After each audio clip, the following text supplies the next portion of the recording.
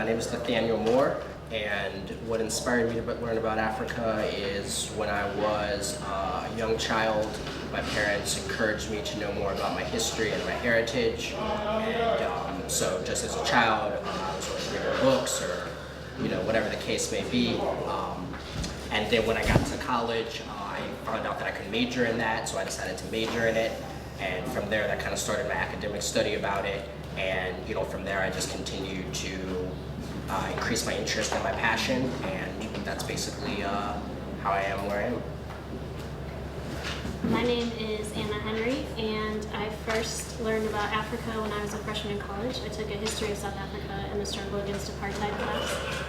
And that pretty much just got me hooked on African history. I read the words of Nelson Mandela and Steve Biko, and I just wanted to learn the most I could learn about the continent. That led me to eventually get a master's degree in African studies.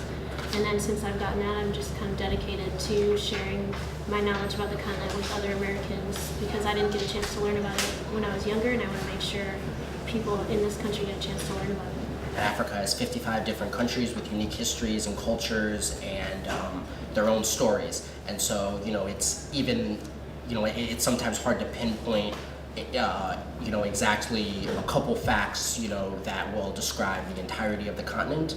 But I think that one thing we can say is that pre-colonial Africa was filled with vibrant societies and kingdoms and civilizations, many of who made lasting impacts on the development of the rest of the world, including like the Egyptian Empire, the Nubian Empire, the Mali Empire, the Kuba Empire, the Zulu Empire, and obviously we can just keep going on and on with the different names. And these empires were all over the continent. I think during the colonial period, you see that obviously the arrival of colonial powers and the slave trade, which obviously had a very negative consequence for many African communities. And then following the slave trade, you see more of the official system of colonialism, in which many of the European great powers basically exercised their political policies within the African continent, and basically owned and exploited Africa for its resources without a lot of emphasis on the people and the different communities. Obviously, Africans resisted this colonialism from the beginning, but it took many communities up until the 60s to finally gain independence. And the decade of the 1960s is what we call the era of independence for many African nations. Some didn't gain independence till after the 60s, but many did. And then since the 1960s and independence, Africa has faced numerous different challenges, but I think one thing that we see is the resiliency of African communities, and just that different African communities are consistently working together to make their life situations better. So I think that that's a general idea of kind of what happened on the continent from pre-colonial to now.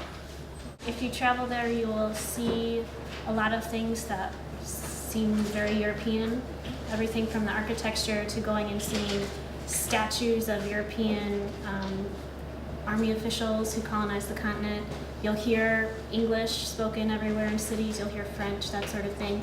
But to me, what stands out more is how Africans themselves have taken different pieces of different cultures that they've come into contact with over centuries and created their own vibrant cultures out of that. So, for instance, when I was in South Africa, my family, on one side of their homestead, they had a church, and they did church on Sunday.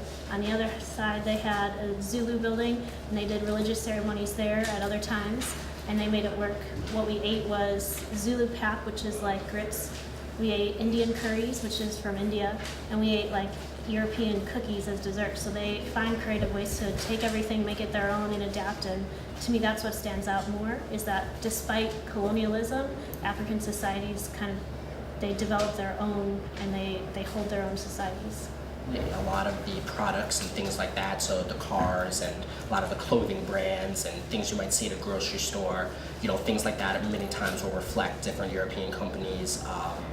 Definitely languages is something that will stand out a lot, but I think that as Anna's talking about integrating a lot of these elements of colonialism into present-day African societies, and then also I think the effects of colonialism that you don't see are kind of what sometimes stands out equally as much as what you do see. And so things like the political structures, the language policies, the economic systems, these things very much so mirror colonialism. And you wouldn't necessarily see that, but once again, some of those things are some of the lasting effects as well. This is actually my first time volunteering in a prison. I volunteered at a county jail. That's really different. One thing, as I mentioned before, since I started learning about Africa, one thing I wanted to do was tell other Americans about it, because I think it's a shame we don't know more about it.